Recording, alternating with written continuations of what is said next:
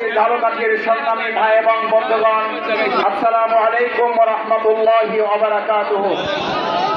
সংগ্রামী ভাই এবং বন্ধুগণ, আপনারা জানেন বাংলাদেশ জামাত ইসলামী আমাদের এই প্রিয় মাতৃভূমি বাংলাদেশকে একটি কল্যাণমূলক রাষ্ট্র হিসাবে দাঁড় করাবার জন্য বাংলাদেশের 18 কোটি মানুষের কাছে গিয়ে আমরা আমাদের আগামী দিনের কর্মসূচিগুলো তুলে ধরার অংশ হিসেবে মানুষের দুঃখ দুর্দশা লাঘবের জন্য, মানুষের কল্যাণে তাদের পাশে দাঁড়াবার জন্য বাংলাদেশ জামাত ইসলামী যে ভূমিকা পালন করছে তারই অংশ হিসাবে আজকে ঝালকাঠিতে এই সফর।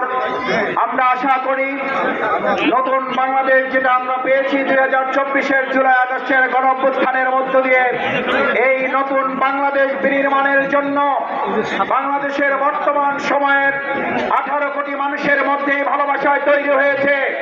বিশেষ করে পবিত্র মাহে রমজান, কোরআন নাজিলের মাসে মানুষ ধরে নিয়েছে, চিন্তা করেছে, সিদ্ধান্ত নিতে শুরু করেছে আগামী দিনের মানবিক বাংলাদেশ বিনির্মাণের আর কোনো মত এবং পথ নয়, মহাগ্রন্থ আল কোরআনের মাধ্যমেই একমাত্র মানবিক বাংলাদেশ গড়ে তোলা সম্ভব হবে।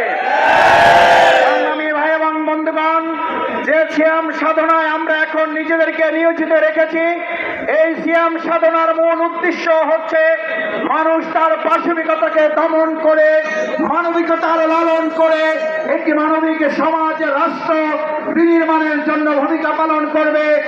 আমরা আশা করি পবিত্র মাহে রমজান এটি যেমন কোরআন নাজিলের মাস, এই রমজান কোরআন বিজয়ের মাস, এই রমজান যেমন আমাদেরকে কদর দিয়েছে, এই রমজান আমাদেরকে বদরের মাধ্যমে ইসলামের বিজয়ের যে শিক্ষা দিয়েছে, আগামী দিনে কোরআন বিজয়ের মাধ্যমে বাংলাদেশ জামাত ইসলামী জনগণের কল্যাণ নিশ্চিত করতে চায়। আমরা চাই দুর্নীতি মুক্ত সুশাসন প্রতিষ্ঠা করে, চাঁদাবাজি বন্ধ করে, সন্ত্রাস দখলদারিত্ব বন্ধ করে একটি মানবিক কল্যাণ রাষ্ট্র প্রতিষ্ঠা করা। বাংলাদেশ জামাত ইসলামীর সংগ্রামী আমিরে জামাত ডাক্তার শফিকুর রহমান ইতিমধ্যেই মানবিক বাংলাদেশের স্বপ্ন বিনির্মাণে 18 কোটি জনগণের মধ্যে সেই চিন্তা জাগ্রত করতে সক্ষম হয়েছে। এই চিন্তা বাস্তবায়নের জন্য আগামী দিনে গোটা বাংলাদেশকে মানবিক রাষ্ট্রে রূপান্তরিত করার জন্য ঝালকাঠি থেকে প্রতিনিধিত্ব তৈরি করে গোটা বাংলাদেশকে মানবিক রাষ্ট্র করার জন্য আগামী দিনে আরো যদি কঠিন ভূমিকা পালন করতে হয়, তার জন্য ঝালকাঠিবাসীকে প্রস্তুত থাকবে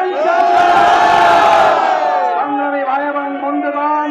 আসুন বাংলাদেশ জামাত ইসলামীর সংগ্রামী আমিরে জামাত সেই মানবিক বাংলাদেশ বিনির্মাণের একজন স্বপ্নদ্রষ্টা হিসাবে যে ভূমিকা পালন করছেন, আমরা দেশবাসীকে সাথে নিয়ে সেই ভূমিকা প্রতিষ্ঠিত করার জন্য কাজ করে যাই, সেই আহ্বান জানিয়ে আমার কথা শেষ করছি।